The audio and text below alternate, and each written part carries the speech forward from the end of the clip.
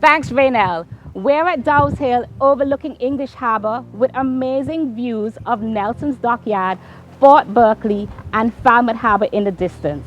From here, I can even see Shirley Heights, known for its famous Sunday sunset parties.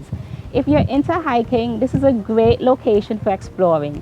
But today, we're here for the Rum in the Ruins tour hosted by the National Parks Authority. It's a unique way to learn about the history of Antigua and, of course, have some rum. We're about to join Dr. Christopher Waters for the Rum in the Ruins tour. Let's go. Thank you, Maria. Hello, everyone, and welcome to Rum in the Ruins.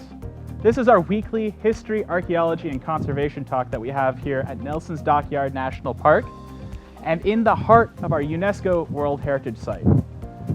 We're up here at Dow's Hill Fortification where we watch the sun go down, we listen to some stories about the history of Antigua and Barbuda, and we sip our gorgeous signature cocktail, our own twist on the old planter's punch.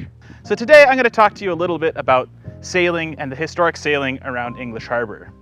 Below us is Nelson's Dockyard. Historically, this was where the Royal Navy brought their fleet in order to have it refit and repair and to be protected during the hurricane seasons. The first dockyard went in about 1725, and then there was a massive expansion across the water to what's today known as Nelson's Dockyard in the 1740s. English Harbour is really important because it was used by the Royal Navy as one of the premier naval bases, dockyards, here in the Eastern Caribbean, in their long fight across the 18th century for supremacy around the world, and especially here in the Caribbean. Now, it's really important as a dockyard, specifically because it's surrounded by these really high hills. It's got these 5 very deep, very narrow bays, and it's got a very narrow entrance to the harbor that has a bit of a dog leg around it. So it's protected from the swell of the Atlantic. It also has the added bonus that when the French were sailing by, they couldn't actually see into the harbor and see what kind of refitting was happening, how many vessels were there, or anything like that. So it prevented a lot of spying. Now, this affords it several really key important attributes.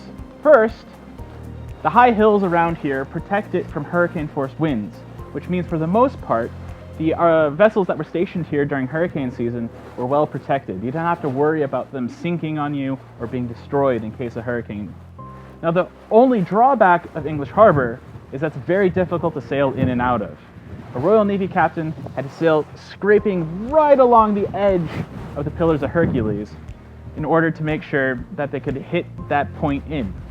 You have to think now, a British warship in the 18th century is approximately 180 feet long and about 50 feet in its beam and draws a little over 20 feet.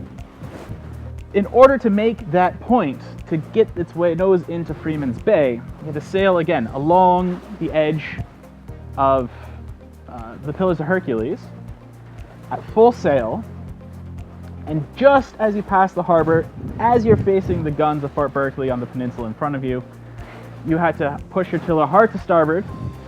You had to, in case your tiller was not responsive, drop a starboard anchor and hope it caught to help you swing around, and at the same time bring all your sails down to make sure that you wouldn't be pushed back as you nosed in upwind into Freeman's Bay.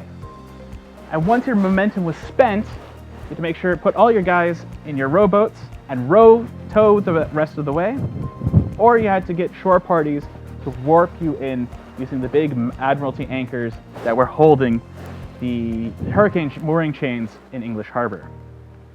Now, sailing around English Harbour is, of course, very, very difficult because of the contrary winds, especially with a square-rigged vessel. So you're looking at about 60 degrees to the wind is where you can actually sail. Meaning that in 1799, Aaron Thomas, who was a crew member on HMS Lapwing, he wrote in his journal that said that a supply brig in St. John's, which is the capital here, took 14 days to travel a distance about 16 miles to try to beat upwind to get from St. John's to English Harbour. And after 14 days, the brig gave up, sailed back to St. John's, where it unloaded everything, stuck it on a coastal schooner, who made that sail within 1 day. Again, just showing you how difficult the contrary winds are here. Fortunately for all sailors participating in Sailing Week, That's what makes sailing around here exciting. The steady winds from the east, complicated courses around the south part of the island and around the island, the reefs, the rocks, and the different opportunities you have here for the different types of rigs and tacticians and people wanting to sail. So I really hope to see everyone here for Antigua Sailing Week 2022. I invite you all to come up to Rum in the Ruins and enjoy it for us. Thank you. So were Royal Navy sailors paid in rum? So every Royal Navy sailor in the 18th century was entitled to 1 pint of rum per man per day, especially if they were stationed in the Caribbean where rum was widely available.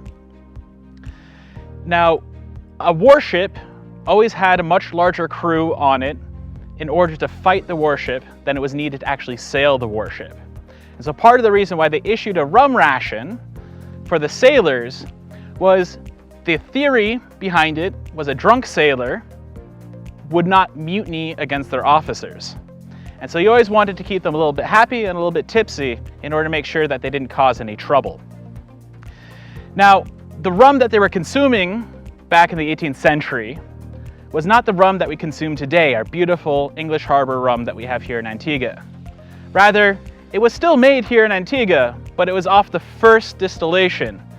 And it was usually very cheap and very, very strong. And by very strong, I mean something like 80% alcohol by volume.